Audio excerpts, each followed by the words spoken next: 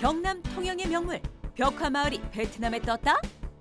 우리나라와 베트남 청년들이 인적 드문 어촌마을을 180도 바꿔놨다는데 베트남 최초의 벽화마을로 찾아가 본다.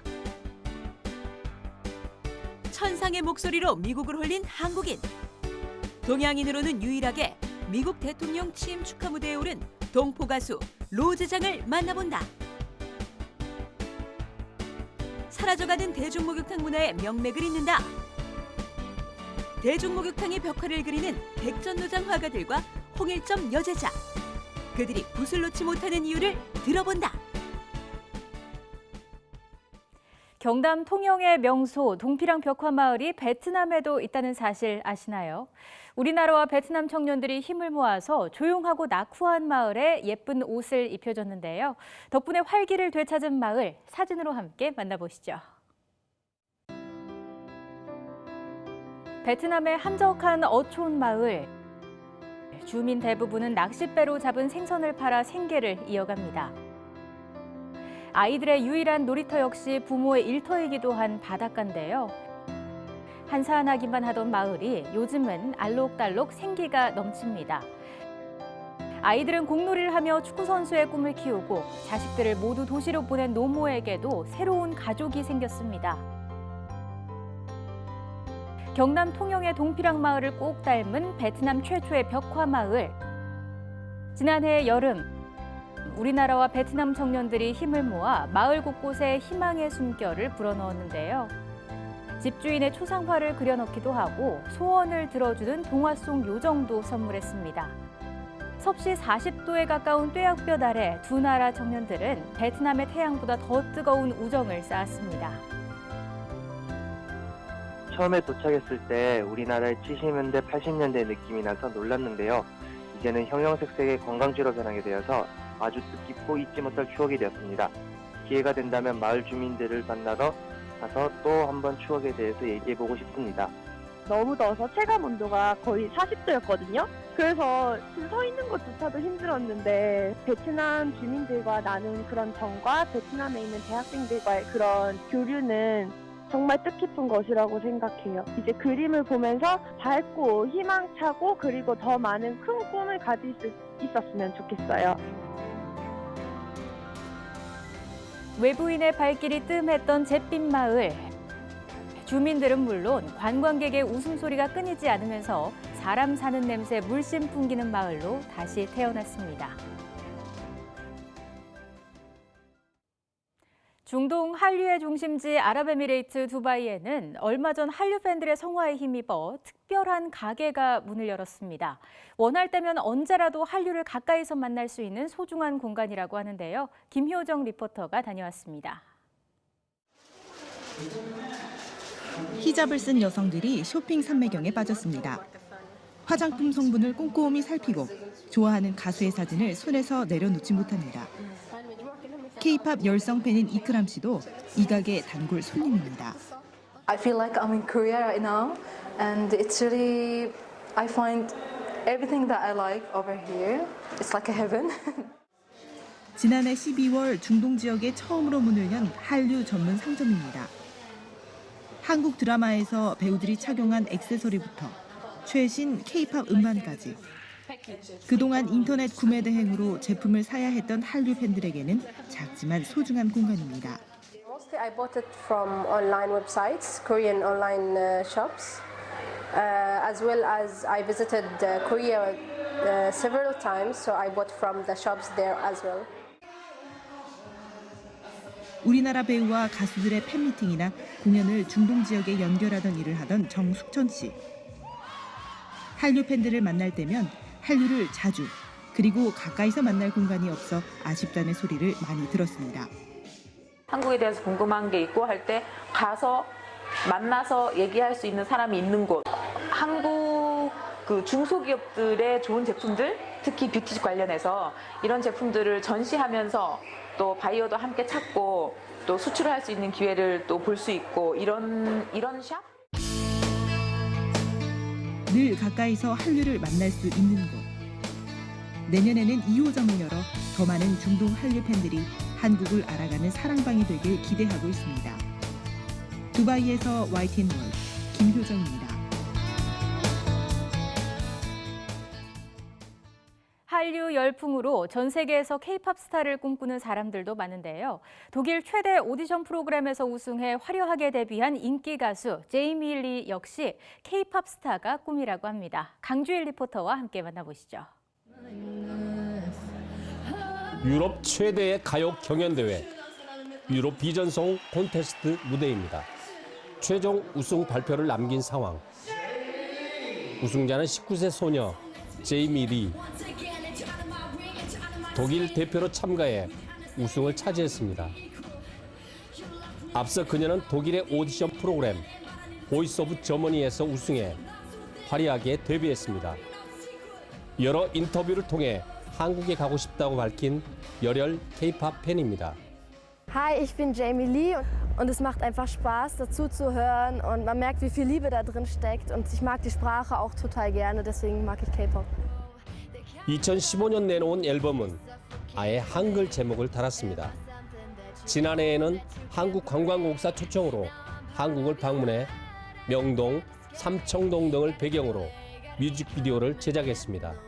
Ich möchte unbedingt nochmal nach Korea und ich möchte Musik machen, hoffentlich auch in Korea Musik machen.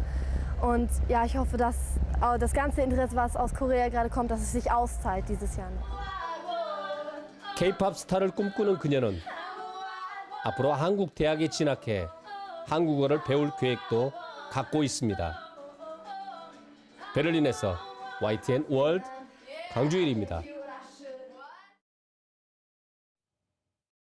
우리나라에서 피겨스케이팅 선수로 활약하다가 부모님의 반대로 포기하고 이민을 떠난 동포가 있습니다. 이후 캐나다 최초 한인 코치가 됐는데요. 유현아 코치의 이야기 이은경 리포터가 전해드립니다.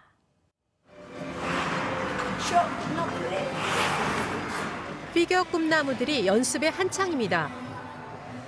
동포 유현아 씨의 스케이트 클럽입니다. 캐나다 스케이트 협회가 인정한 최초이자 유일한 한인 코치입니다.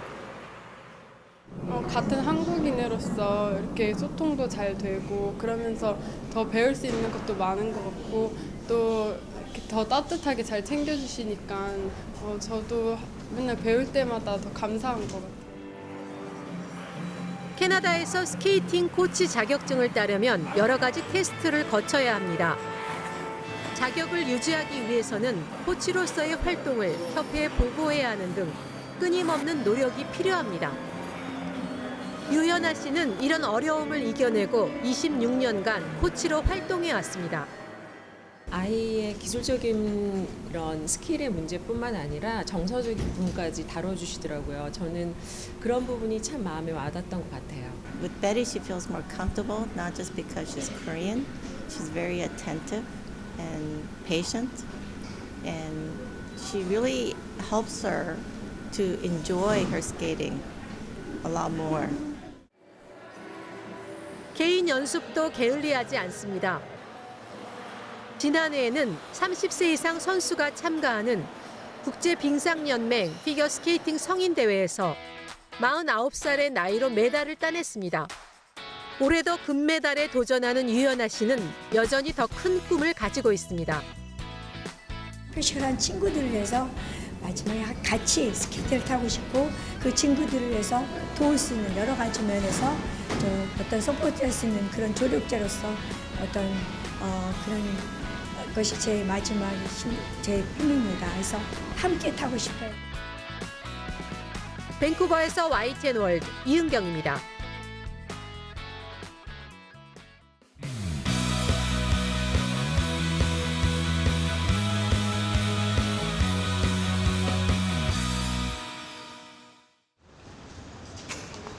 도널드 트럼프 미국 대통령의 취임을 축하하는 사람들이 한자리에 모였다.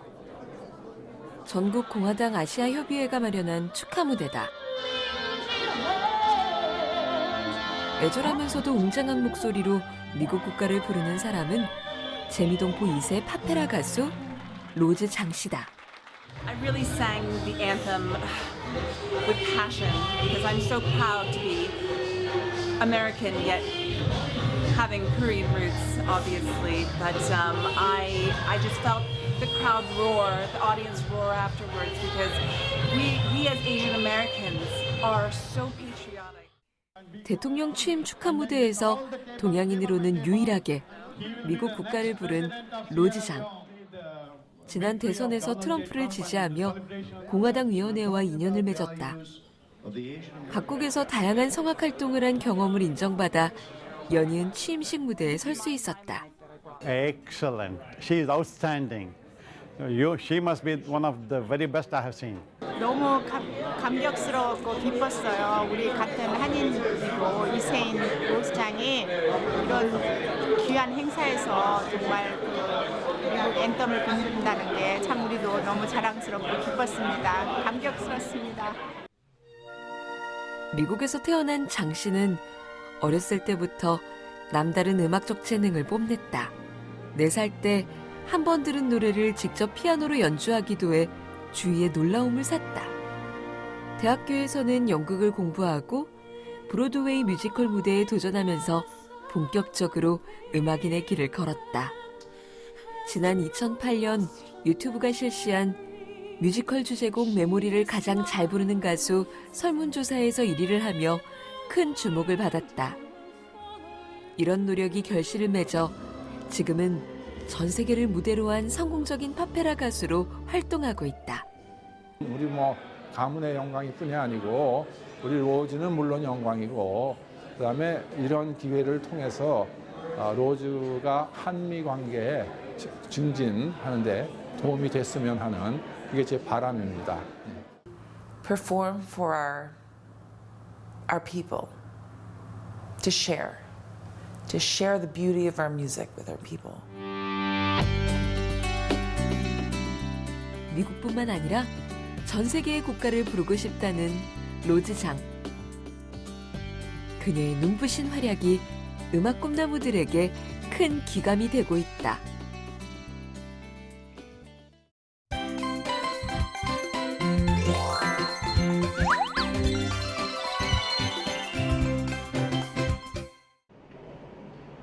사다리를 밟고 올라가 벽 전체에 후지산 전경을 그리고 있는 다나카 미즈키 씨. 작업하고 있는 곳은 다름 아닌 대중목욕탕입니다. 일본에 3명밖에 남지 않은 대중목욕탕 벽화가 가운데 한 명인데요. 유일한 30대이자 여성 화가입니다. 本当になんかこうお風呂に入るだけじゃなくって人が集まって会話が生まれる本当にコミュニティの場所になっていると。 일본 대중탕 벽화의 역사는 1912년까지 거슬러 올라갑니다. 한 목욕탕 주인이 목욕탕 안에 그림이 있으면 어린아이도 기쁜 마음으로 찾아올 수 있겠지라는 생각을 하면서 생겨났습니다. 대중목욕탕이 호황을 누리던 1960년대에는 인기 직업이었습니다. 하지만 주거 환경이 좋아지고 목욕시설이 대형화되면서 그 수가 줄어들었고 이제는 거의 사라진 직업이 됐습니다. 미즈키 씨는 벽화를 보면서 하루의 피로를 푸는 목욕 문화가 사라지는 것이 안타깝습니다.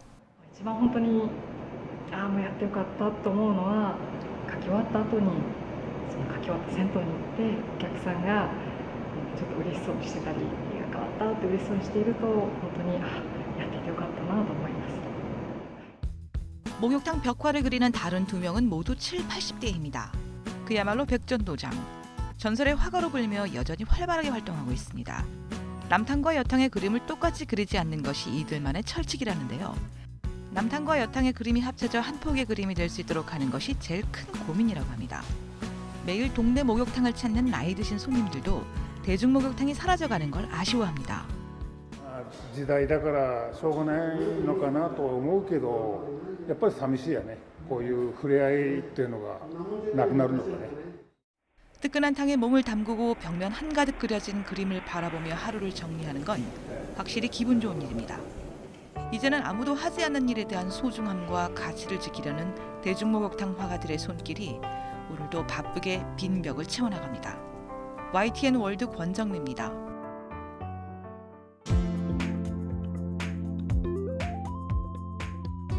우리나라 대학생들이 캄보디아에서 특별한 재능 기부 활동을 펼쳤습니다. 신성대학교 제철산업부와 교수와 학생들이 캄보디아의 한 대학교를 방문해서 용접 기술을 전수했는데요. 한국 교수진이 직접 용접 시범을 보이는 수업, 현지 학생들이 눈을 떼질 못합니다. 한국공사단은 학용품과 문구류는 물론 신형 전기 용접기와 공구를 기증하기도 했는데요. 봉사활동이 끝난 뒤에는 직접 제작한 철제 선반과 국기봉 등을 프놈펜 한국국제학교에 설치해 양국 문화교류의 폭을 넓혔습니다. 자, 이번에는 타이완으로 가보겠습니다. 타이완과 일본, 중국, 그리고 한국대학원 도예학과 학생들의 작품이 한자리에 모였습니다. 55개 대학교가 참가한 아시아현대도예전에는 모두 380여 점의 작품이 전시됐는데요. 평소에는 보기 힘든 동아시아 지역의 다양한 도예품에 푹 빠진 관람객들의 모습입니다. 주최 측은 이번 행사가 동아시아 청년 도예가들의 실질적인 교류와 소통의 계기가 되기를 바란다고 밝혔습니다. 자, 한편 러시아 모스크바에서는 한국 현대미술 전시회가 열렸습니다. 한국인 현대미술 작가 8명이 한국 예술의 정체성을 주제로 한 작품을 선보였는데요. 한 관람객이 한국 여성의 고유한 미를 강조한 작품에 큰 관심을 보이고 있습니다. 전시된 사진, 조형물과 비디오 아트 등은 러시아에서 처음으로 공개돼 그 의미를 더했는데요.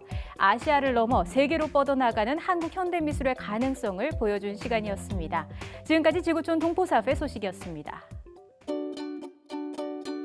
그리운 뽀글머리 자매에게 멀리 프라하까지 조카 딸을 만나러 간다며 약속이나 한 듯 세게 파마를 말고 오신 내 자매. 흐린 날씨에도 역시 유럽은 눈부시다며 굳이 커다란 선글라스를 꺼냈던 귀여운 내 자매. 딸 10과 아들 하나를 두었지만 여전히 소녀 같은 내 자매와 여행하면서 참 행복했어요. 보고 싶은 윤숙, 인숙, 명숙, 희숙, 우리 숙자매님들 사랑합니다. 프라하에서 미나올림.